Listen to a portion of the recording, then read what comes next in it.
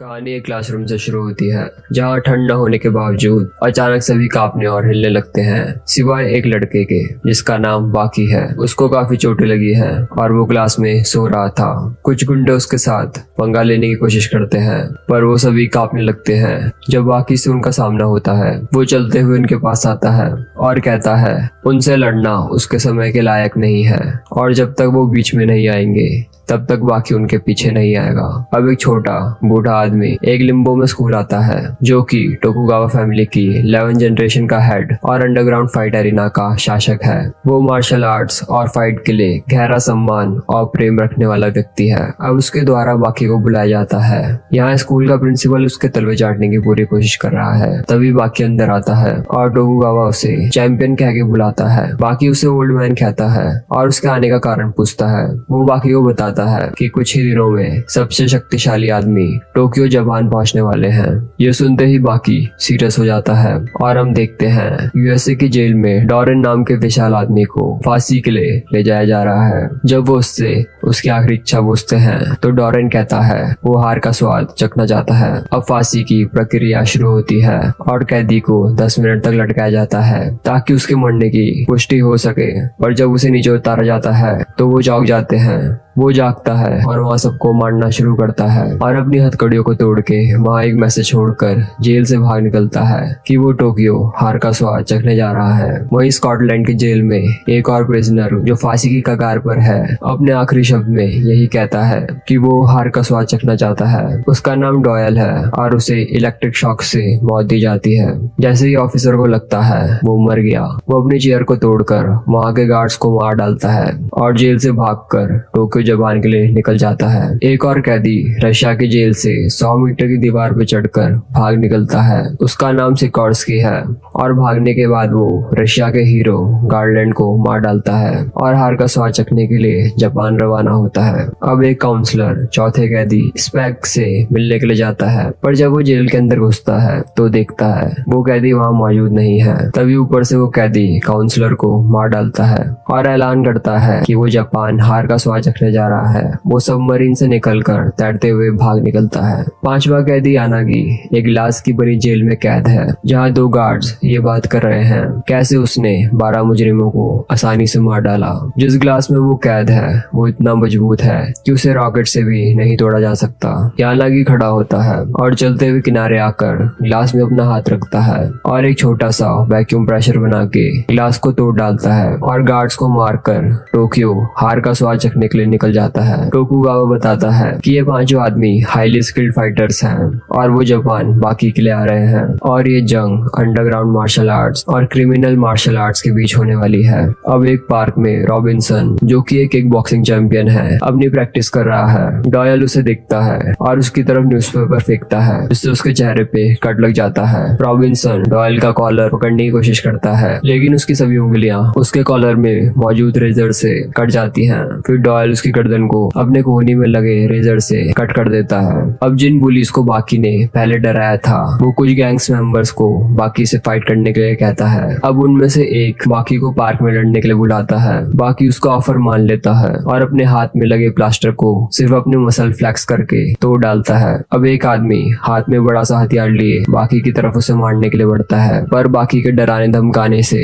वो बुरी तरह घबरा जाता है। वो दूसरे गुंडों को भी उन्हीं के तरीके से सबक सिखाता है। ये सब देख के मोटा आदमी अपनी गन निकाल लेता है पर अचानक से एक कैदी स्पैक वहां जाता है और वो उसकी गन मांगता है और अपने आप को गोली मार लेता है ये दिखाने के लिए कि ये गन उसके किसी काम की नहीं है। उसने सुना है दुनिया का सबसे ताकतवर आदमी 17 साल का लड़का है जो टोक्यो में रहता है इसलिए लड़ने से पहले वो बाकी से हाथ मिलाना चाहता है। जब बाकी उसका हाथ पकड़ता है तो वो नीचे गिर जाता है क्योंकि वो एक नकली हाथ था। वो जोरों से हंसने लगता है और अचानक से किक बाकी पे मारता है। वो लगातार उस पर अटैक करता है जब तक वहाँ पुलिस नहीं आ जाती। स्पैक अपनी हथकड़ियां तोड़ता है और बाकी से कहता है आज उनका सिर्फ इंट्रोडक्शन था और वो जल्द ही मिलेंगे। फिर वो उसे एक गुड बाय किक देता है। बाकी महसूस करता है स्पैक उसके फादर यूजिरो की तरह ही सेम है जो असली में दुनिया के सबसे ताकतवर इंसान है और वो इतने काबिल है कि वो पूरी आर्मी को अपने हाथों से ही तबाह कर सकते हैं। बाकी लगातार ट्रेनिंग कर रहा था ताकि वो उन्हें हरा सके और अपनी मॉम के मर्डर का बदला ले सके।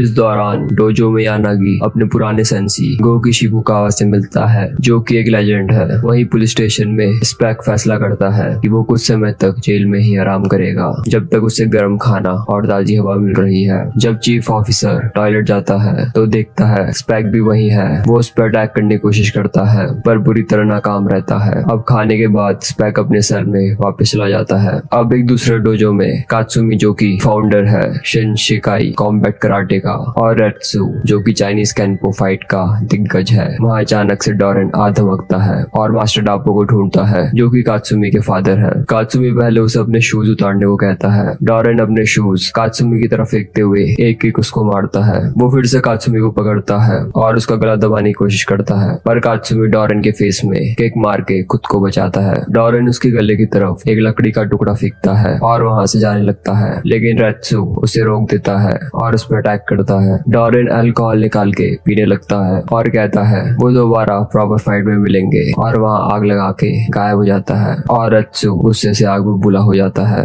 अब स्कूल में बाकी अपना फिटनेस टेस्ट दे रहा है। वो इतनी ताकत से भागना शुरू करता है जिससे ग्राउंड में एक बड़ा होल बन जाता है। लॉन्ग जंप में वो लाइन से भी दूर जंप करता है। बाकी ने 15 पुलअप्स इतनी तेजी से किए, किसी ने उन्हें देखा भी नहीं और सोचा कि वो उन्हें किए बिना ही नीचे उतर गया। जब टीचर बाकी को ऐसा फिर से करने के लिए कहता है, वो अपनी ताकत से बार को खुद ही तोड़ डालता है। टीचर उससे कहता है कि वो टेस्ट में फेल हो जाएगा क्योंकि उसने 1500 मीटर रेस के लिए एक भी एक्सरसाइज ढंग से नहीं की है। बाकी एक शर्त रखता है, अगर उसने वर्ल्ड रिकॉर्ड तोड़ दिया तो क्या उसका टीचर उसे पास करेगा। टीचर कहता है अगर उसने ऐसा कर दिया तो वो उसे परफेक्ट स्कोर देगा। बाकी अपनी शर्ट उतारता है और उसकी मसल्स देख के हर कोई सोचता है उसने स्टेरॉइड्स लिए हैं। बाकी भागना शुरू करता है और तुरंत ही सबसे आगे निकल जाता है। वो 400 और 800 मीटर का रिकॉर्ड भी तोड़ डालता है, लेकिन जैसे ही वो 1000 मीटर की लाइन पे पहुंचता है, बाकी इमेजिन करता है कि उसने बहुत सारा भार उठा रखा है जिससे उसकी स्पीड कम हो जाती है,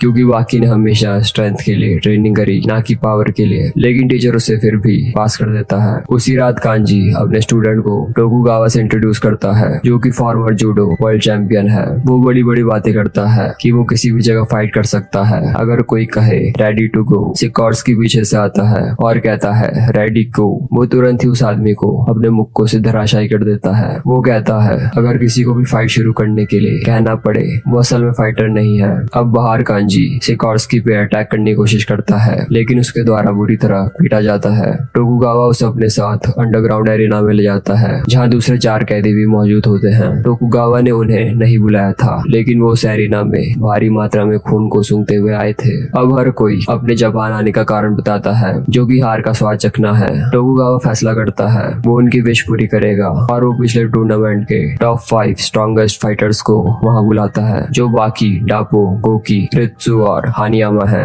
डापो रिचिगो गॉड ऑफ वॉर के नाम से भी जाना जाता है। हानियामा जापान का सबसे बेस्ट स्ट्रीट फाइटर के साथ हानियामा गैंग का लीडर है। टोकुगावा बताता है पिछला टूर्नामेंट, जो कि दुनिया का सबसे बड़ा और अत्याधुनिक टूर्नामेंट था, उसका विनर बाकी है और बाकी के बाद दूसरे 4 टॉप फाइटर्स हैं। वो 5 कैदी हार का स्वाद चखना चाहते हैं और टोकुगावा को यकीन है इन 5 आदमियों के अंदर ऐसा करने की स्ट्रेंथ है। सारे फाइटर्स इस बात पे सहमत होते हैं कि वो रिंग में फाइट नहीं करेंगे, बल्कि उनकी असल जिंदगी में करेंगे, जो कि फाइट करने का असली रूप है। कोई भी किसी भी समय किसी के लिए भी आ सकता है और यहाँ कोई भी रूल नहीं होंगे। और इसी के साथ फाइट शुरू होती है। डापो डोरेन के साथ जाता है क्योंकि वो उसके साथ हिसाब बराबर करना चाहता है, जो उसने कात्सुमी के साथ किया। और रित्सु भी वहाँ डोरेन से लड़ने पहुंच जाता है। डापो डोरेन के फेस पर एक जोरदार किक मारता है, लेकिन वो डापो पे आग से अटैक करता है। वो अपने आप को आग से बचाने के लिए हैंड रोटेशन डिफेंस टेक्निक का यूज करता है। इस दौरान कांजी सिकॉर्स्की के पास अपने 2 आदमियों को भेजता है ताकि वो उसका बदला ले सके। वो उसे बांधकर अपने साथ डोजो ले जाते हैं। जब डापो अपना बचाव आग से करता है, डोरेन पतली तारों से उसका पूरा हाथ काट डालता है। डापो अपनी चोट पे प्रेशर डाल के ब्लीडिंग को रोक देता है। डोरेन उसे ऑफर देता है कि वो हार मान ले, लेकिन डापो कहता है जब रोज की तरह वो अपनी उंगलियों को ट्रेन कर रहा था तब उसे काफी फ्रैक्चर आए थे, जिस वजह से वो कभी अपनी पूरी ताकत यूज नहीं कर पाया। लेकिन अब वो अपनी उंगलियों के बिना पूरी जान से उस पर हमला कर सकता है और वो एक करारा पंच उस पर मारता है और गायब हो जाता है। वहीं डोजो में कांजी सिकॉर्स्की पे गोलियां चलाता है, लेकिन इसका उस पर कोई असर नहीं दिखता क्योंकि उसने बुलेट प्रूफ वेस्ट पहनी है। सिकॉर्स्की तुरंत ही कांजी के साथियों को पीट डालता है। ये देख कांजी डर जाता है और सरेंडर कर लेता है, लेकिन सिकॉर्स्की उस पर रहम नहीं खाता और उस पर अटैक करने लगता है, क्योंकि वो इस बात पे भड़का हुआ था कि वो कितना स्वार्थी है जो सिर्फ अपने बारे में सोच रहा है और अपने साथियों का बदला नहीं ले रहा है। वो कांजी को पूरी तरह धोकर वहाँ से चले जाता है। अब अगले दिन बाकी काजुई के साथ डेट पे जाता है, जो कि उसके लैंडलॉर्ड की बेटी है। चलते हुए कुछ आदमी उन्हें घेर लेते हैं और बाकी से उसके सारे पैसे मांगते हैं, लेकिन वो उन्हें घूर कर ही डरा देता है। अब डेट के बाद दोनों पार्क में वॉक करते हैं, लेकिन स्पैक वहाँ आ जाता है और वो बाकी से लड़ने के लिए तैयार है। अब जब बाकी डेट में होता है तब स्पैक, जो कि उन कैदियों में से एक है, बाकी से लड़ने के लिए आता है, लेकिन हानियामा उसे घसीट कर दूर ले जाता है। स्पैक उसके फेस पे किक मारता है और पूछता है क्या उसे गुस्सा आया कि नहीं। हानियामा कुछ भी नहीं कहता और अपना सूट उतार देता है। उसकी बॉडी बहुत ही ज्यादा मस्कुलर और लड़ाई के निशानों से भरी थी और उसकी पीठ पे एक बहुत बड़ा टैटू भी है, जो कि ओटोकोडाची टैटू है। ये एक ट्रेडिशनल टैटू है जो हानियामा फैमिली के हेड को मिलता है। अब पास में हानियामा कहता है ये टैटू अभी पूरा नहीं हुआ है, भले ही आर्टिस्ट ने अपना काम पूरा कर दिया हो। वो अपना घर छोड़ देता है और दुश्मन के कबीले पे हमला कर देता है, जिसने उसके फादर को मार डाला था। वो पूरे कबीले को अकेले ही हरा देता है और उसका मानना है ये टैटू मैस्कुलिनिटी की निशानी है और जिस मर्द के कोई निशान नहीं वो असली मर्द नहीं है, इसलिए उसने इस टैटू की कल्पना को पूरा किया।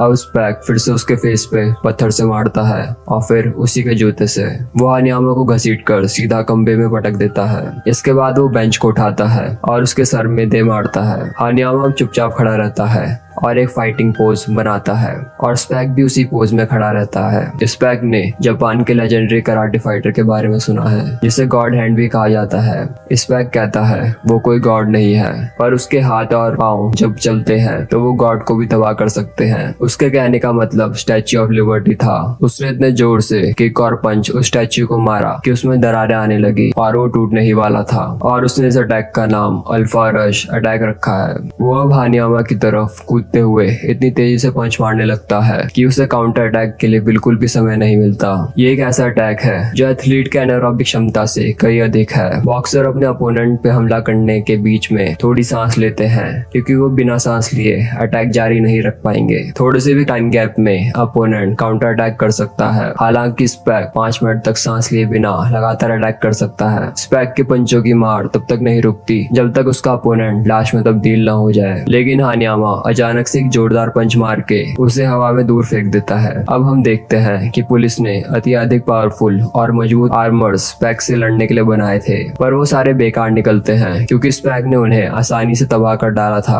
और अब अगर वो जेल वापस आएगा तो इस बार वो और भी ज्यादा घातक हथियारों से उस पर वार करेंगे। स्पैक उस पंच के दर्द से उभरा नहीं था। हानियामा फिर से पूरी ताकत के साथ उसे पंच मारता है। वो स्पैक को उठाकर पूछता है क्या वो फाइट जारी रखना चाहता है। स्पैक स्माइल करने लगता है। हानियामा फिर से जोरदार पंच मार के फिर से पूछता है। स्पैक फिर से स्माइल करता है। हानियामा उसे अब लगातार पंचेस मार के वही सवाल पूछता है। लगातार 5 बार अटैक खाने के बाद स्पैक उससे रुकने को कहता है और इस मौके का फायदा उठा के वो 6 गोलियां उसके मुंह में घुसा देता है और उसके मुंह को उड़ा देता है। लेकिन मुंह उड़ने के बाद भी हानियामा उससे पूछता है क्या वो फाइट जारी रखना चाहता है कि नहीं, और वो स्पैक को उठाकर सीधा बिजली के खंभे के ऊपर फेंक देता है, जिस कारण उसे इलेक्ट्रिक शॉक लगता है। इसके बाद हानियामा स्पैक को लेकर पुलिस स्टेशन जाता है और उसे गिफ्ट की तरह वहाँ सौंप देता है। वो सभी ये देख के चौंक जाते हैं और हानियामा को सल्यूट करते हैं। इसके बाद वो कार में बैठकर जाने लगता है, पर किसी कारण कार आगे नहीं बढ़ती। अब पता चलता है कि स्पैक ने सारे पुलिस वालों को मार डाला और कार को उसने पकड़ लिया है। वो कार को पलटा देता है और हानियामा को पीटना शुरू करता है। वो काउंटर अटैक करने की कोशिश करता है, लेकिन स्पैक उसके पाँव में गोली मार देता है। स्पैक कहता है वो ऐसी दुनिया से आता है जहाँ लड़ाई केवल जिंदगी और मौत के लिए होती है। हानियामा को उसे तभी मार डालना चाहिए था जब उसके पास मौका था।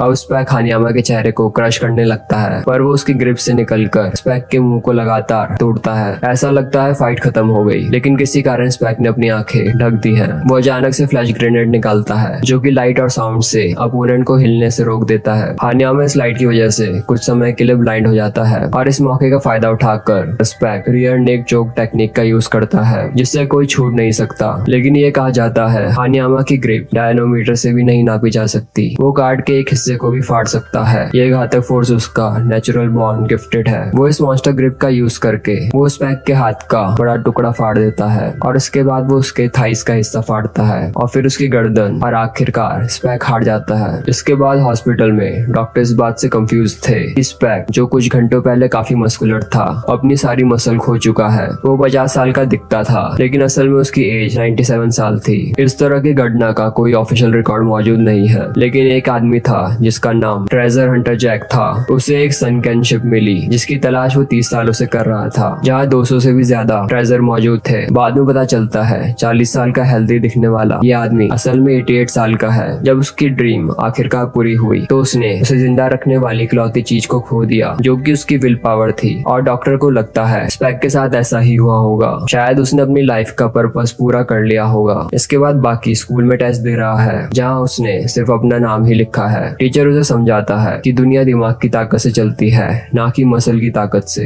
इंसान जितना मर्जी तेज भाग ले वो बाइक से आगे नहीं निकल सकता। वो चाहे जितना भी ताकतवर हो वो कार को नहीं उठा सकता, ना ही कोई तैर के मोटर बोट से आगे निकल सकता है। बाकी कहता है वो कुछ लोगों को जानता है जिन्होंने वाइल्ड बीस्ट को हराया है। टीचर इस बात से इनकार करता है और कहता है यहाँ तक कि उसेन बोल्ट भी इस क्लासरूम में नहीं कूद सकता जो कि 2 फ्लोर ऊपर है। ये कहने के बाद डॉयल क्लासरूम के अंदर कूदकर घुसता है जो कि 2 फ्लोर ऊपर है। डॉयल कहता है वो बाकी से लड़ने आया है क्योंकि उसने देखा उसका टीचर उसे डांट रहा है। बाकी उसे शुक्रिया कहता है और डेस्क को डॉयल के फेस पे दे मारता है और फिर क्लासरूम से कूदकर वो स्कूल के बैक साइड चले जाता है क्योंकि अगर वो लड़ता तो उसके क्लास वाले चौंक जाते और उन्हें बाकी की असलियत पता चल जाती। अब वहाँ से जाते हुए एक माली उस पर अचानक से एक्स फेंकता है जो कि असल में यानागी था। यानागी अब 2 एक्स बाहर निकालता है जो रस्सी से बंधी थी और उन्हें काफी तेजी से घुमाने लगता है। बाकी बड़ी मुश्किल से ही उसके अटैक से बच पाता है। अब वो एक तरफ की रस्सी खोलता है और अपनी एक एक्स उसको पकड़ाता है।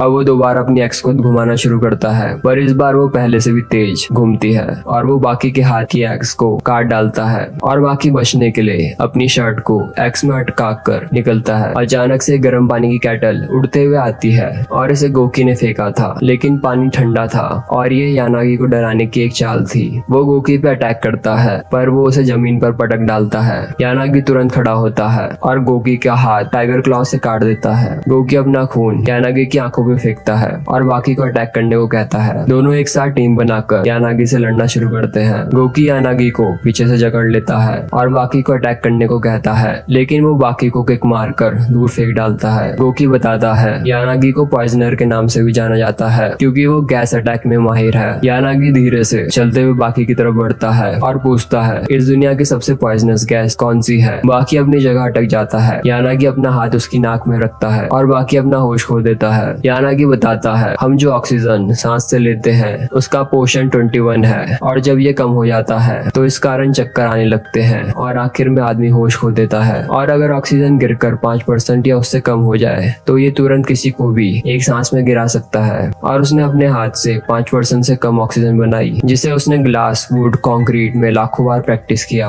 और आखिर में उसने वैक्यूम टेक्निक क्रिएट करी। अब वो वैक्यूम प्रेशर बना के दीवार को तोड़कर दिखाता है और पुलिस के आने पर वहाँ से भाग निकलता है। बाकी अब होश में आता है और पाता है वो हार गया। जब इस बात का पता टोकुगावा को चलता है जिसे बाकी की काबिलियत में सबसे ज्यादा भरोसा था, वो रोने पे मजबूर हो जाता है। तभी वहाँ डोरेन आ जाता है जिसने वहाँ के गार्ड्स को पहले ही मार डाला और अब वो पेट्रोल की मदद से वहाँ आग लगाने वाला था। लेकिन तभी वहाँ कात्सुमी आके उस पर अटैक कर देता है जो कि वहाँ अपना बदला लेने आया था। वो किक मार के पेट्रोल की बाल्टी डोरेन पे गिरा देता है और फिर उस पे आग लगा देता है। डोपो कात्सुमी के इस काम की तारीफ करता है पर वो उसे सलाह देता है कि लड़ाई के दौरान उसे हथियारों के बजाय अपने हाथों का यूज करना चाहिए क्योंकि अगर वो हथियारों का यूज करेंगे तो वो अपनी डिग्निटी खो देंगे। इसके बाद डोरेन को होश आता है और वो डोपो से लड़ने जाता है लेकिन काटो जो उसका मेंटर था वहाँ आके उसे रोकता है। पहले वो डोरेन को जमीन पर गिराता है और फिर वो उसका कान काट देता है पर डोपो को ये तरीका पसंद नहीं आता।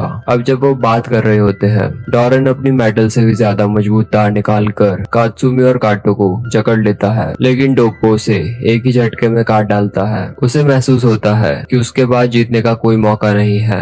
डोरेन अपने मुंह से ग्रेनेड निकालकर वहाँ सब कुछ उड़ा देता है और बच निकलने में में कामयाब होता है। काटो डोरेन का पूरा टाइम पीछा करते हुए उसके हाइड आउट में पहुंचता है। लड़ने से पहले डोरेन टूटी हुई बोतलों को अपनी मुट्ठी के चारों ओर ढक लेता है। इसके बाद भी काटो उस पर अटैक करता है और वो रहम की भीख मांगने लगता है। और आखिर वो पता चलता है ये एक हिप्नोसिस है जो डोरेन ने उस पर करा था। अब वो अपनी पतली तारों से उसको काट डालता है। अब रेत्सु को उसकी बॉडी पंचिंग बैग के अंदर मिलती है और काटो को तुरंत ही हॉस्पिटल ले जाया जाता है। कात्सुमी फैसला करता है वो अब उसे छोड़ेगा नहीं, इसलिए वो अपने स्कूल के स्टूडेंट्स को डोरेन को पकड़कर लाने के लिए कहता है। वो तुरंत ही उसको ढूंढ लेते हैं और पास के एक अम्यूजमेंट पार्क ले जाते हैं जहाँ सब उसका पहले से इंतजार कर रहे थे। उसका सामना सैंडो से होता है जो कि काटो का क्लासमेट था। उसका साइज और मसल मास डोरेन के बराबर था। डोरेन वहाँ से भागकर उसे रोलर कोस्टर की तरफ ले जाता है जहाँ वो फाइट करते हैं और ये लड़ाई काफी मुश्किल हो जाती है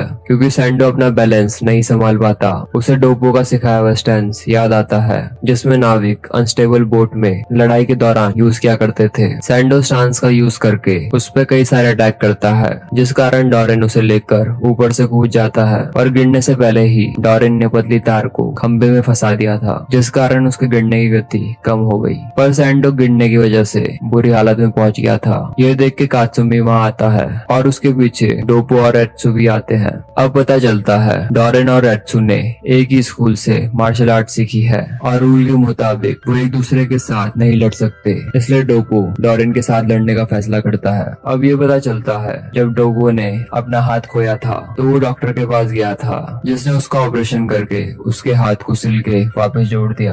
अब दोनों लड़ना शुरू करते हैं। डोपो इतना ताकतवर हो गया था जिस वजह से डोरेन उस पे हिप्नोसिस यूज करता है। हालांकि हिप्नोसिस में होने के बावजूद भी वो उसके अटैक को ब्लॉक कर पा रहा था और ये सब उसके बैटल एक्सपीरियंस का नतीजा था। इसलिए भ्रम में भी वो डोरेन के अटैक को इमेजिन कर पा रहा था। वो उसे इतना मारता है कि वो डर महसूस करने लगा था। वहीं काटो व्हीलचेयर में वहाँ पहुँचता है। वो खड़ा होकर इस फाइट को एक झटके में ही खत्म करता है। अब हॉस्पिटल में डॉक्टर को ये पता चलता है डोरेन की कलाई में एक छोटा सा बॉम्ब अटैच है जिसे हिट करने पर बड़ा धमाका हो सकता है। अब डोपो जब घर पहुँचता है तो देखता है वहाँ सब तहस नहस हो रखा है और उसी समय डोरेन की कलाई डोपो के चेहरे को हिट करते हुए विस्फोट होती है और धमाके के कारण उसके चेहरे को बुरी तरह नुकसान पहुंचता है। अब रास्ते में उसका सामना रेत्सु से होता है जो एक जोरदार पंच मार के डोरेन को हार का स्वाद चखा देता है। इसके बाद बहुत सारे पुलिस गार्ड्स रेत्सु के साथ डोरेन को हॉस्पिटल ले जा रहे होते हैं पर अब उस पे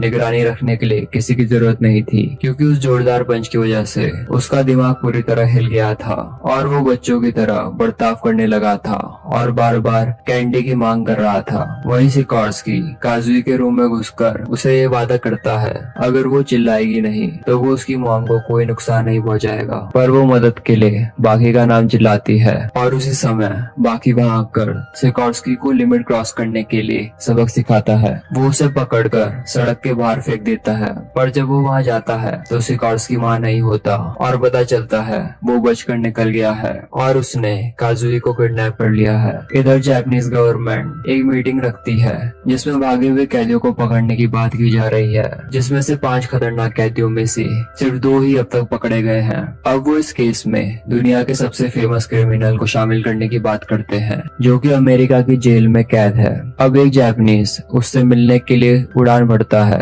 और उसे पता चलता है कि जेल में उसकी स्थिति बाकी कैदियों से ज्यादा बेहतर है। उसका नाम ओलिवर है और उसे अनचेंड के नाम से जाना जाता है क्योंकि वो इतना ताकतवर है कि कोई भी उसे जेल में कैद नहीं कर सकता और इसलिए गवर्नमेंट ने फैसला किया उसका यूज बाकी कैदियों को पकड़ने के लिए किया जाएगा और इस जेल के अधिकतर कैदियों को उसने ही पकड़ा है।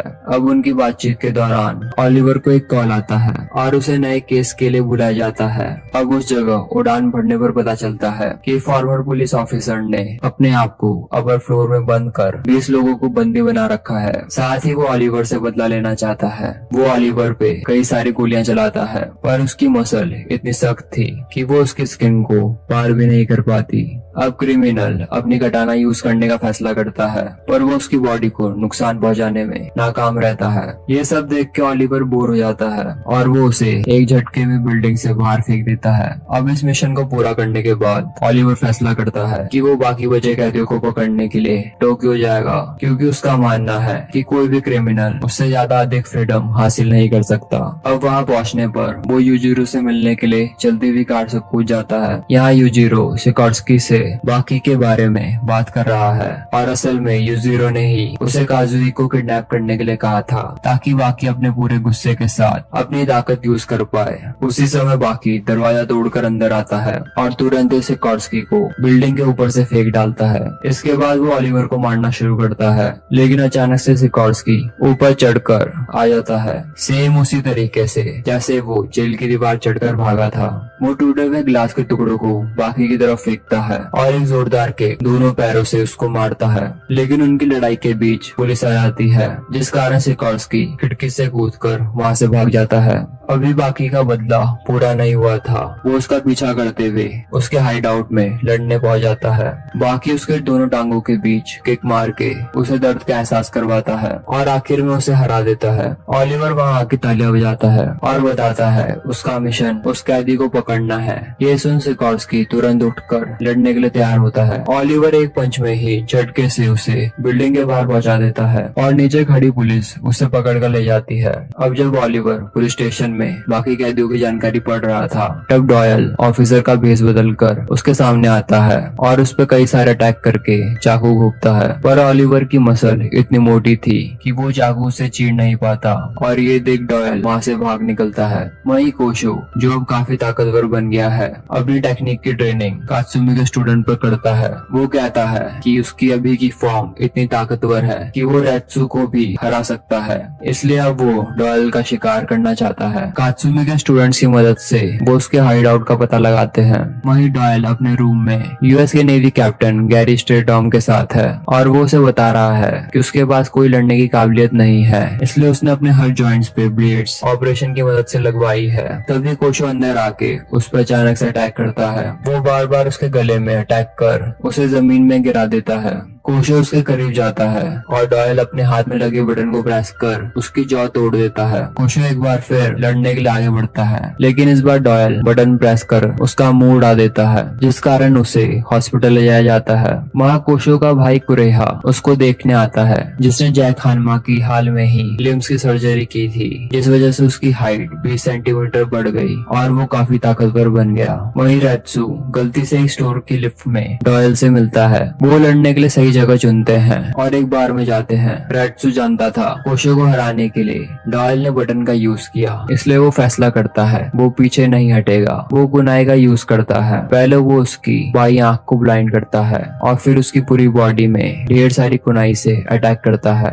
डॉयल वहाँ से जान बचा के भागने लगता है और रेत्सु से पकड़ लेता है और अलग अलग हथियारों का इस्तेमाल करके उसको पीटता है और डॉयल का बटन इस बार उसकी जोरदार किक को नहीं रोक पाता। पर अचानक से जैक वहाँ आकर रेत्सु को इंजेक्शन लगा के बेहोश कर देता है और डॉयल को घर जाके रिकवर होने के लिए कहता है, क्योंकि अब वो उसके साथ लड़ना चाहता है। डॉयल अब वहाँ से जाने लगता है, पर वो नोटिस करता है कि दो बदमाश रेत्सु का सामान चुरा रहे हैं। वो वहाँ जाके उन्हें ये करने से रोकता है और वो फिर से जाने लगता है तो एक डॉग रेत्सु पे अटैक करने के लिए बढ़ता है, क्योंकि वो बेहोश रेत्सु को खतरे में अकेला नहीं छोड़ना चाहता था, इसलिए वो अपनी जान दांव पे लगा के पूरी रात वहाँ पहरा देता है। अब अगली सुबह जब रेत्सु को होश आता है तो वो तुरंत डॉयल को अपनी पीठ में लाद कर अपने कराटे स्कूल ले जाता है। वो 2 दिन तक कोमा में रहता है और उसे तत्काल ब्लड चढ़ाने की जरूरत थी, जिसमें कराटे के स्कूल के स्टूडेंट उसकी मदद करते हैं। जब उसे होश आता है तो रेत्सु उसके लिए खाना लेके आता है, पर वो ज्यादा देर तक वहाँ नहीं रुकता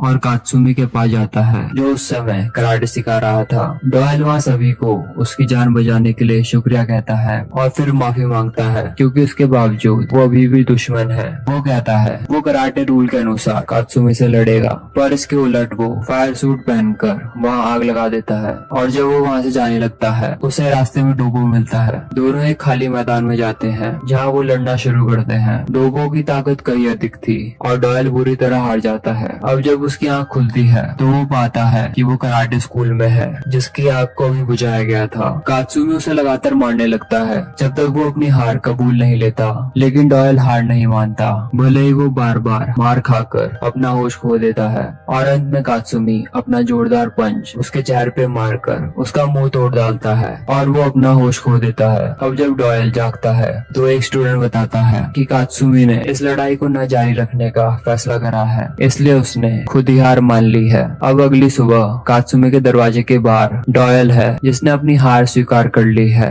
इस दौरान बाकी और काजुई अपनी जवानी का भरपूर मजा ले रहे थे। वो दोनों अकेले में और समय बिताना चाहते थे, लेकिन यानागी आके उनका समय खराब करता है क्योंकि उसे लड़ने का यही मौका सही लगा। काजुई लड़ाई में मदद करने का ऑफर करती है, पर बाकी को उसकी मदद की जरूरत महसूस नहीं होती क्योंकि वो जानता था उसके पास अब प्रोटेक्ट करने के लिए लड़की है, जिस वजह से वो और भी ज्यादा ताकतवर हो गया है। यानागी उसे छू भी नहीं पाता, जिस वजह से वो अपना फाइटिंग स्टाइल बदलता है और अपने दोनों हाथों को हल्का कर लहराने लगता है और बाकी के पांव, हाथ और कंधे पे अटैक कर उसकी मसल फाड़ देता है। हालांकि पता चलता है यूजुरो ने उसे एक बार ये टेक्निक सिखाई थी और ये फाइटिंग स्टाइल सिर्फ लड़कियों और बच्चों के खुद के बचाव के लिए बनी है और ये मर्दों को कभी यूज नहीं करना चाहिए। इसके बाद बाकी इस टेक्निक को समझाता है और आखिर में उसके हाथ को पकड़कर ये लड़ाई खत्म करने लगता है। पर उसी समय सिकोर्स्की वहाँ आ जाता है जो कि जेल से भागकर सिर्फ बाकी से बदला लेने आया था,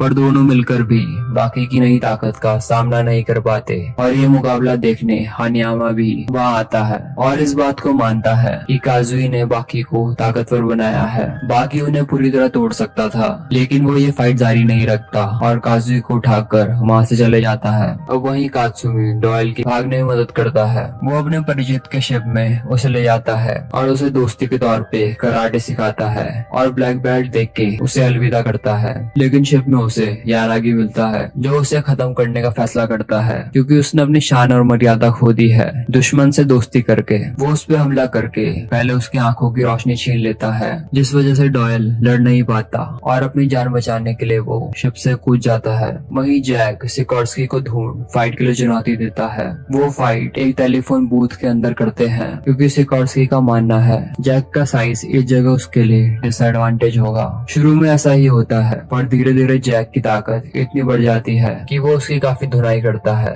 बेहोशी की हालत में सिकोर्स्की को अंडरग्राउंड एरिना में ले जाया जाता है जहाँ वो अपनी लड़ाई जारी रखते हैं। जैक उसे दीवार की तरफ पटक देता है और उसे एहसास होता है कि उसके जीतने का अब कोई मौका नहीं है, इसलिए सिकोर्स्की एक नोकीली स्टिक का इस्तेमाल करने का फैसला करता है। पर जैक की बॉडी काफी मजबूत थी। फिर वो उसकी तरफ कील फेंकता है, पर जैक अपने दांतों से उसे पकड़ लेता है। अब इस लड़ाई से जैक बोर हो जाता है, इसलिए वो दूसरे फाइटर गाया को मैदान में भेजता है जिसकी काबिलियत अपने सराउंडिंग की चीजों का इस्तेमाल करना थी। वो सैंड उठा के सिकोर्स्की का अटैक करता है जिसमें पुराने फाइटर्स के टूटे हुए दांत मौजूद थे। वो सैंड को हवा में फेंकता है और हर जगह धूल का बादल बन जाता है, जिस कारण सिकोर्स्की उसे देख नहीं पाता और कई सारे अटैक खाता है। गाया फैसला करता है वो सिकोर्स्की को हद से ज्यादा डर का एहसास कराएगा। वो उसको ब्लाइंड कर हर 10 सेकंड में एक जोरदार वार करता है। इस टॉर्चर को वो सहन नहीं कर पाता और उसे डर महसूस होने लगता है और आखिर में वो हार मानकर दया की भीख मांगता है। अब यानागी का सामना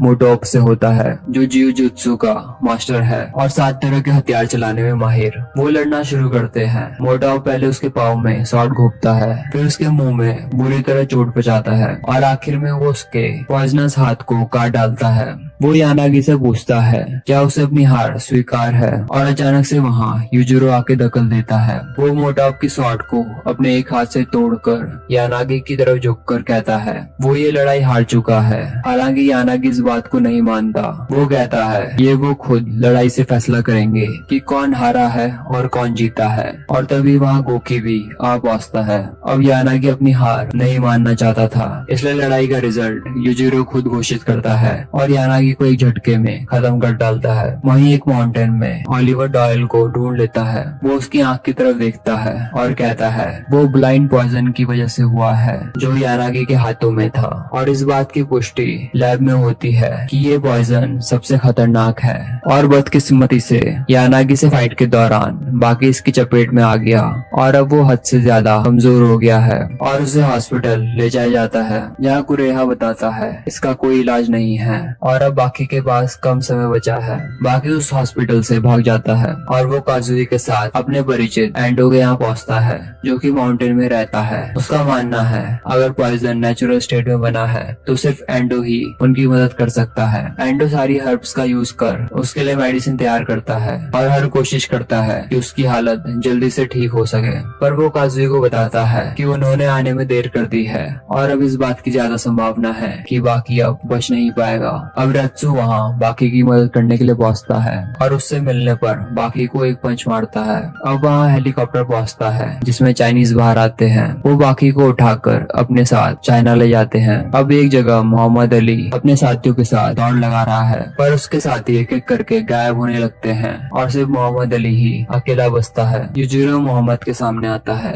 मोहम्मद अली, जिसका फाइटिंग स्टाइल कभी डिफेंसिव नहीं था, जिंदगी में पहली बार डिफेंस में आता है क्योंकि उसके हाथ अपने आप ही उस पोज में आ जाते हैं। वो यूजिरो पे अटैक करता है पर एक भी पंच उसे छू नहीं पाता और फिर यूजिरो कहता है मोहम्मद एक बॉक्सर बिल्कुल भी नहीं है। अपनी फाइट्स के दौरान वो अलग तरीके से लड़ता है और उसका फाइटिंग स्टाइल मार्शल आर्ट जैसा ही है और वो चाहता है कि वो उसका प्रदर्शन करे। मोहम्मद एक बार फिर उस पर अटैक करता है और इस बार वो कामयाब होता है। अब पता चलता है यूजिरो उससे लड़ना नहीं चाहता बल्कि वो उसकी काफी इज्जत करता है क्योंकि उसने पुराने दिनों में ब्लैक होने के बाद भी माइनॉरिटीज के राइट्स के लिए लड़ाई लड़ी। उसने पूरे स्टेट से फाइट करी सिर्फ दूसरों के राइट्स की रक्षा करने के लिए, जिस वजह से यूजिरो उसका काफी सम्मान करता है। मोहम्मद उससे पूछता है उसका असल में गोल क्या है, जिसके जवाब में वो कहता है वो इतना ताकतवर बनना चाहता है कि वो अकेला दुनिया की पूरी आर्मी को अपने हाथों से हरा दे। ये सुनने के बाद मोहम्मद उससे विनती करता है कि वो उसके बेटे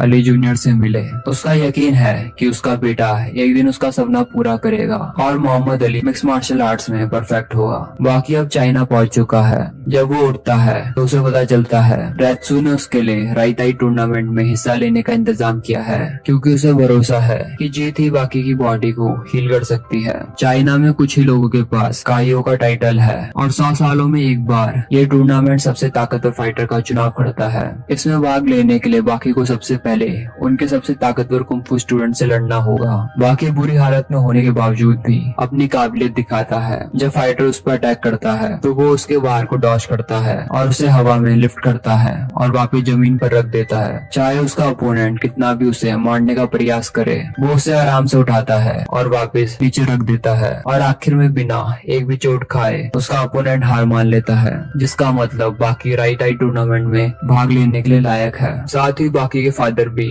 इस टूर्नामेंट में हिस्सा ले रहे हैं और मोहम्मद अली का बेटा अली जूनियर भी बाकी से लड़ने के लिए तैयार है। यूजिरो फैसला करता है कि वो अली जूनियर की फाइटिंग स्किल का सामने जाके टेस्ट लेगा। अब वो एक होटल में लड़ना शुरू करते हैं। यूजिरो उस पर अटैक करता है पर किसी तरह अली जूनियर उसे डॉज कर लेता है। अब यूजिरो उस स्टैंस का यूज करता है जिसकी मदद से आईग्यूरी ने मोहम्मद अली को हराया था। हालांकि अली जूनियर इस स्टैंस को हार स्वीकार करने के रूप में लेता है और वो उसका शुक्रिया करता है कि उसने लड़ने से मना कर दिया है। इतना कहकर वो वहाँ से चला जाता है। इस हरकत को देख यूजिरो अपने आप को अपमानित महसूस करता है और उससे बदला लेने के लिए वो गुस्से से दरवाजा तोड़कर बाहर निकलता है, लेकिन तब तक अली वहाँ से निकल चुका था। इस दौरान चाइना में 12 फाइटर्स राइताई टूर्नामेंट में हिस्सा लेने वाले थे, लेकिन चाइनीज मार्शल आर्ट्स कमेटी पिछले साल के पार्टिसिपेंट्स को जोड़ने का फैसला करती है, जो कि पिछले टूर्नामेंट का विनर 160 साल का काकू कायो है। साथ ही 3 फॉरेनर्स अली जूनियर, यूजिरो और बाकी भी इसमें शामिल है। अब पहली फाइट यूजिरो और रायू कायो के बीच होती है। अब वो लड़ना शुरू करते हैं, लेकिन दोनों की ताकत में इतना ज्यादा अंतर था कि यूजिरो अपने सिर्फ एक हाथ से ही उसका चेहरा अलग कर देता है। ये देख के रेत्सु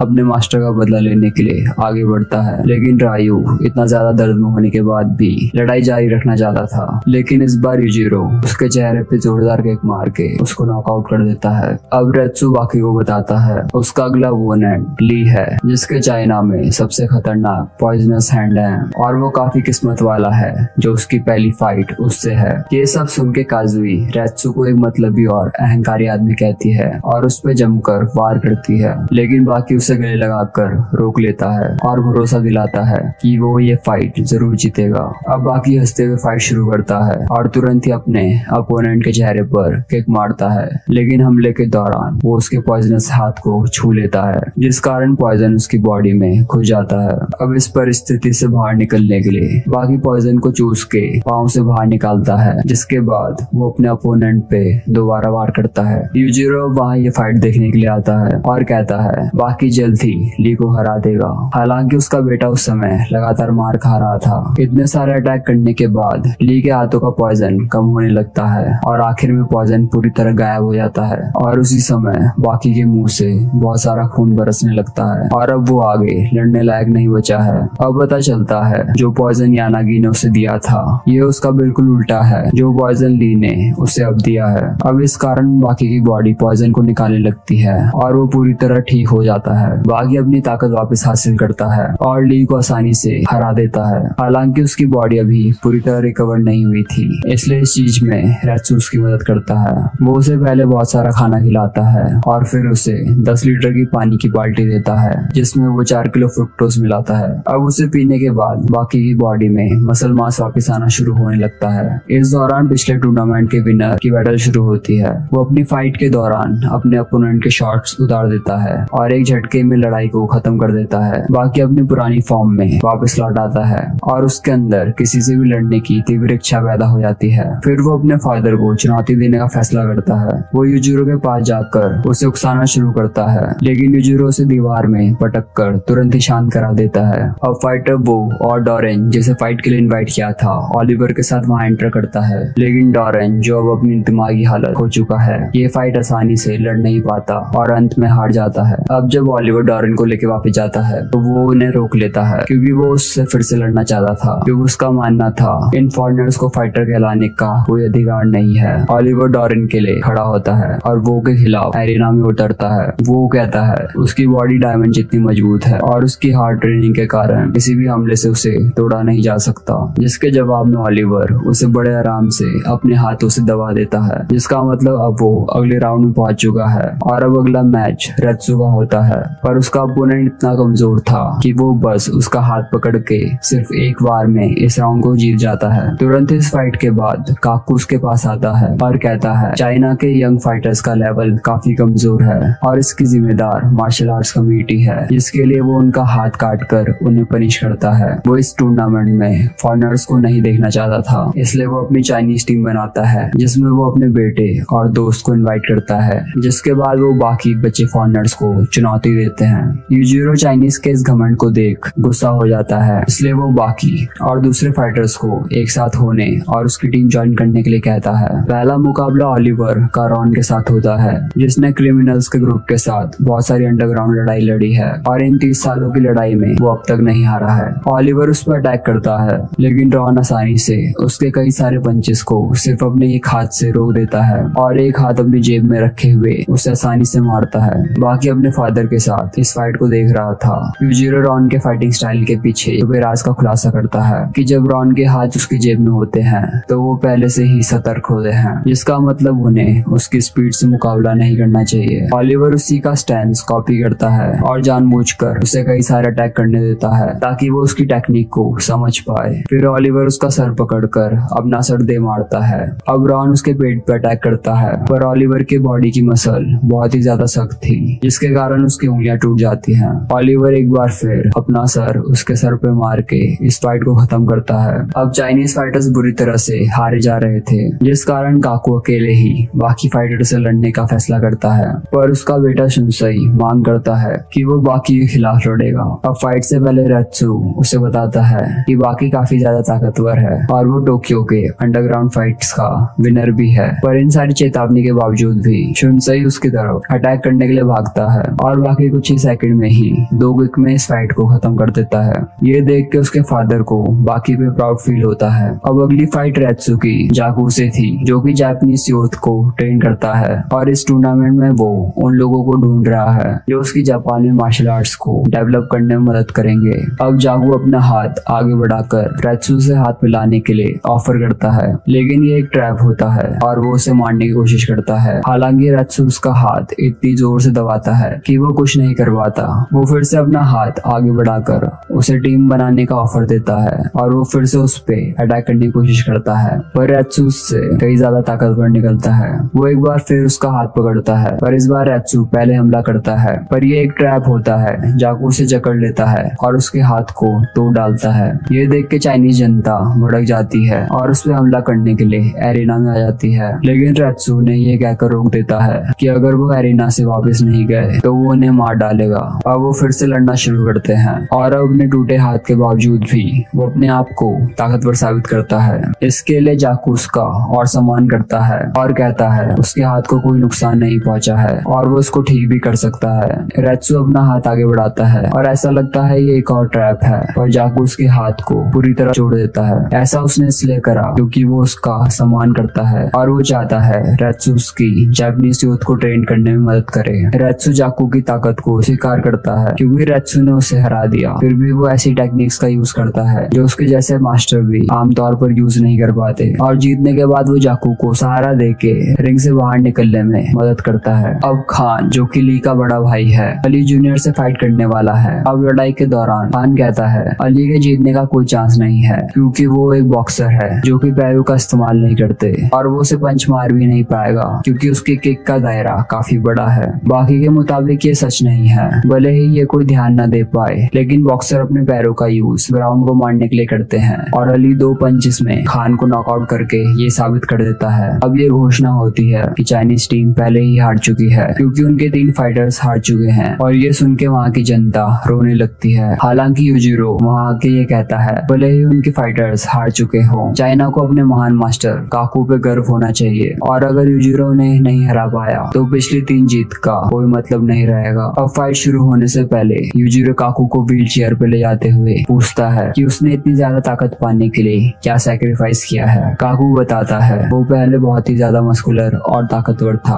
और अपने अपोनेंट को आराम से हरा देता था, पर एक दिन वो एक बूढ़े मास्टर से मिला जिसने उसका घमंड चूर चूर कर दिया। तब उसे एहसास हुआ कि मार्शल आर्ट्स मसल से कई ज्यादा ताकतवर है। उसने लंबे समय तक पेनफुल ट्रेनिंग की जब तक उसने अपने बुढ़ापे में एक बेहतर बॉडी हासिल नहीं कर ली जो मार्शल आर्टिस्ट के लिए परफेक्ट है। अब वो फाइट शुरू करते हैं। यूजिरो पूरी ताकत से उस पर पंच मारता है, पर काकू आसानी से उसे डॉज कर लेता है। असल में वो शारोई टेक्निक का यूज कर रहा था जिसमें फाइटर की बॉडी पूरी रिलैक्स रहती है और वो ओपोनेंट के हर हमले के प्रभाव को एब्जॉर्ब कर लेती है। यूजिरो अब समझ जाता है ये कैसे काम करता है। वो काकू के हमला करने से पहले ही उसका एक बाल खींच के निकाल देता है जिससे उसकी बॉडी स्ट्रेस में आती है और वो पीछे जाके गिरता है। अब काकू अपना फाइटिंग स्टाइल चेंज करता है और इसकी तरफ बढ़ते हुए धीरे से एक पंच मारता है, लेकिन यूजिरो उस पंच से लगातार बचने की कोशिश करता है और दीवार के किनारे पहुंच जाता है। काकू धीरे से उसकी तरफ पंच मारता है, पर यूजिरो उसे डॉज करता है और पंच सीधा जाके दीवार को तोड़ उसमें दरारें पैदा कर देता है। जब काकू की बॉडी रिलैक्स हो गए अचानक से टाइट हो जाती है तो ये एक भयंकर फोर्स की ताकत पैदा करती है जो कि 100 किलो के यूजिरो को भी हवा में पहुंचा देती है। अब यूजिरो उसके मूव शारोई को कॉपी करता है और उसे दिखाता है ये काफी आसान है, जिसे कोई भी कॉपी कर सकता है, पर वो कहता है वो इस टेक्निक का यूज नहीं करेगा क्योंकि उसके पास अपना खुद का तरीका है जिसमें फोर्स फाइटर की खुद की ताकत में निर्भर करती है। वो अपनी मसल में पूरी ताकत इकट्ठा कर पंच मार के नीचे ग्राउंड को तोड़कर दिखाता है जिस कारण पूरा एरिना हिलने लगता है। वो काकू को किक मारता है जिसे वो अब डॉज नहीं कर पाता और सीधा दीवार में जा गिरता है। ये फाइट देख बाकी पूरी तरह से खुश हो जाता है। अब यूजिरो अपनी डेविल बैग यूज करने का फैसला करता है और उसकी मसल इतनी मजबूत थी काकू का कोई अटैक उस पर काम नहीं करता। अब यूजिरो अपोनेंट के खात्मे के लिए अपना सबसे ताकतवर पंच उस पर छोड़ता है, लेकिन उसका पंच खाने से पहले काकू बुढ़ापे के कारण मारा जाता है और ये देख यूजिरो पूरी तरह से फ्रस्ट्रेटेड हो जाता है। अब पता चलता है काकू ने टेक्निक का यूज कर मरने का नाटक किया ताकि वो हारा ना जाए। उसे जिंदा देख वहाँ सब डर जाते हैं। वो बताता है यूजिरो इस धरती का सबसे ताकतवर आदमी है, इसलिए बिना हारे फाइट को छोड़ना एक बड़ी अचीवमेंट है। इसलिए उसने अपने दिल की धड़कन को रोका ताकि उसका अपोनेंट भी रुक जाए, और अगर वो उसका आखिरी पंच खा जाता तो वो हमेशा के लिए खत्म हो जाता। अब टूर्नामेंट के खत्म होने के बाद यूजिरो एरिना में जाता है और वहाँ उसे काकू मिलता है जो उसे कहता है कि वो इस मुकाबले का असली विनर है और वो उसे चैंपियन का टाइटल देता है। राइदाई टूर्नामेंट खत्म होने के बाद बाकी और उसके साथी घर वापस लौटते हैं। बाकी अब ट्रेनिंग के दौरान अली से टकराता है जो उसे फाइट के लिए चुनौती देता है, लेकिन वो मना कर देता है क्योंकि वो फाइट सिर्फ सबसे ताकतवर मार्शल आर्टिस्ट बनने के लिए नहीं कर रहा, वो बस अपने फादर से बदला लेना चाहता है। लेकिन अली उससे किसी भी कीमत में लड़ना चाहता था, इसलिए वो हर मुमकिन कोशिश करता है ताकि बाकी को वो लड़ने के लिए उकसा सके। इसलिए सबसे पहले वो उसकी गर्लफ्रेंड को डेट के लिए इनवाइट करता है और वहाँ उसे प्रपोज करता है और कहता है वो बाकी की वाइफ नहीं है, इसलिए वो उसे बार बार कैफे में डेट के लिए इनवाइट करेगा जब तक वो उसे हाँ नहीं कर देती। अब इसके बाद वो उन फाइटर्स को हराने के लिए जाता है जिनका बाकी सम्मान करता है। सबसे पहले वो गोकी को एक पंच में बेहोश करता है। इसके बाद वो डोपो को चुनौती देता है। वो अपना परफेक्ट डिफेंस यूज करता है पर अली उसे डॉज कर लेता है और जवाबी हमले में उसे नॉकआउट कर देता है। काजुई बाकी को बताती है अली उसे बार बार डेट कर प्रपोज करने की कोशिश कर रहा है तो उसे क्या करना चाहिए, जिसके जवाब में बाकी कहता है ये उसका काम है कि वो हर मुमकिन कोशिश करेगा काजुई के साथ रहने का, पर वो किसे चुनती है ये काजुई के ऊपर निर्भर करता है। अब इसके बाद अली जैक से लड़ता है पर वो उसे पूरी तरह पीट डालता है। अली बार बार लड़ने के लिए उठता है पर वो जैक का मुकाबला नहीं कर पाता। अब अगले दिन वो काजुई को चोट लगी हालत में डेट करता है पर गोकी वहाँ बदला लेने आता है और अली को अपने साथ पार्क ले जाता है। वो लड़ना शुरू करते हैं। अली को लगता है वो पिछली बार की तरह उसे हरा देगा पर गोकी उसकी उंगलियों को पकड़कर उसे पेट की तरफ पटक देता है और वो ऐसा लगातार करता जाता है और अपना बदला पूरा करता है। अब अली और भी बुरी हालत में होता है पर वो सिंपिंग करना नहीं छोड़ता। काजुई ये देख कहती है वो एक बेवकूफ है। अब इस बार उनकी डेट के बीच डोपो आता है जो उसे लड़ाई के लिए चुनौती देता है। लड़ाई से पहले अली कहता है वो बूढ़े आदमी पे दया नहीं करेगा ताकि वो रोते हुए उससे दया की भीख मांगे। हालांकि उसकी हवाबाजी वहीं निकल जाती है जब डोपो के सर में पंच मार के वो अपना हाथ तुड़वा बैठता है। वो बार बार उसके वीक स्पॉट में अटैक कर उसकी इतनी बुरी हालत कर देता है कि अली आगे लड़ नहीं पाता और आंसू से भर जाता है। अब अली के फादर मोहम्मद अली अपने बेटे से मिलने के लिए आते हैं। मोहम्मद अली जो बुरी तरह से बीमार है वो 5 सालों से ट्रेनिंग कर रहा है ताकि वो अपने बेटे से फाइट कर सके क्योंकि अली ने ही उसे उसके पूरे करियर में नॉकआउट करा था। लेकिन अली अपनी हालत की वजह से लड़ने से मना कर देता है, लेकिन मोहम्मद उसे उकसाना शुरू करता है जिस कारण वो लड़ने को तैयार होता है पर तुरंत ही वो हार जाता है। अब पता चलता है मोहम्मद को पहले से ही पता था कि वो लगातार 4 फाइट हार चुका है और वो उसे सीख देना चाहता था। अली ने हर मुमकिन कोशिश कर ली है जो वो कर सकता था, इसलिए वो हार मान ले और अपने को टॉर्चर न करे। लेकिन अली कहता है हार ने उसे और मजबूत बना दिया है क्योंकि उसके अपोनेंट बूढ़े होने के बावजूद भी अपनी स्किल को लगातार बेहतर कर रहे हैं, इसलिए वो बार बार उनसे हार नहीं सकता। अब टोकुगावा वहाँ आता है जो मोहम्मद अली का फैन है। वो बताता है दुनिया की अंडरग्राउंड एरिना फाइटिंग होने वाली है और बाकी ने उसकी चुनौती स्वीकार कर ली है और वो अली के साथ लड़ने को तैयार है। अब अली ये सुन अपनी ट्रेनिंग शुरू करता है। अब उसके फादर उसके पास आकर कहते हैं कि बाकी सिर्फ एक ही परिस्थिति में उसके साथ लड़ेगा अगर अली एरिना में अपनी परफेक्ट शेप के साथ उतरेगा। ये सुनते ही अली की बॉडी तुरंत ही तेजी के साथ रिकवर होने लगती है। अब दूसरी तरफ मोहम्मद अली और युजिरो आपस में अपकमिंग फाइट के बारे में बात कर रहे हैं। मोहम्मद पूछता है उसका बेटा कितना ताकतवर है, जिसके जवाब में युजिरो कहता है वो भी परफेक्ट नहीं है पर इसके बावजूद भी वो इस दुनिया में सबसे ताकतवर है। वहीं अब अली काजुई से मिलकर वादा करता है वो बाकी को जरूर हराएगा और उसका दिल जीतेगा। अब फाइट का दिन आता है और अली के सामने युजिरो वहाँ खड़ा होता है। वो कहता है भविष्य में बाकी उसके फादर पे जरूर अटैक करेगा, भले ही वो सिर्फ अभी 18 साल का है पर वो बहुत कुछ करने में सक्षम है। उसी समय बाकी भी उनके पास आता है और युजिरो उन्हें तब तक लड़ने के लिए कहता है जब तक कोई एक अपनी जान न गवा दे। और फाइट शुरू होती है। बाकी एक पंच में उसे जमीन में गिरा देता है। अब अली खड़ा होता है तो बाकी कहता है वो उसका किस तरीके से खात्मा करेगा। वो अपनी लोअर बॉडी की ताकत का टेस्ट उस पे कर अटैक करता है और उसकी गर्दन को पूरी ताकत से जकड़ चोक करने लगता है। अचानक से मोहम्मद वहाँ आकर बाकी को पंच मार के रोकता है क्योंकि अगर वो बीच में नहीं आता तो बाकी उसे जान से मार डालता। लेकिन बाकी मोहम्मद की इस हरकत पर गुस्सा नहीं होता क्योंकि लेजेंड का पंच खाना उसके लिए शान की बात है और असल में वो अली को मारने ही वाला था। अब इस जीत के बाद बाकी युजिरो को चुनौती देता है ताकि वो इस कहानी को खत्म कर सके। अब युजिरो अपने बेटे को एक काबिल अपोनेंट कहता है और वो अब बाकी का शिकार करेगा और इनाम के रूप में उसे खा जाएगा। फाइट के बाद अली दर्द से बुरी तरह फुट फुट के रोता है और काजुई उसकी हालत देख उसे गले लगा के दिलासा देती है। अब बाकी के सारे दोस्तों को ये खबर मिलती है कि वो अपने फादर से लड़ने वाला है, इसलिए वो उसकी फाइट की तैयारी तैयारी को देखने के लिए आते हैं। अब वहाँ सब ये पहचान लेते हैं कि बाकी अब बच्चा नहीं रहा, अब वो एक सबसे ताकतवर शख्स और दूसरे फाइटरों से काफी अलग है और बाकी की ट्रेनिंग का लेवल अब बिल्कुल ही अलग लेवल में है। अब सबको वहाँ बाकी की कल्पना दिखने लगती है जो कि यूजिरो की आकृति थी। वहीं यूजिरो भी लड़ाई की तैयारी एक जंगली जानवर से लड़कर कर रहा है। इसके आगे की कहानी जानने के लिए चैनल को सब्सक्राइब करें। Till then peace out.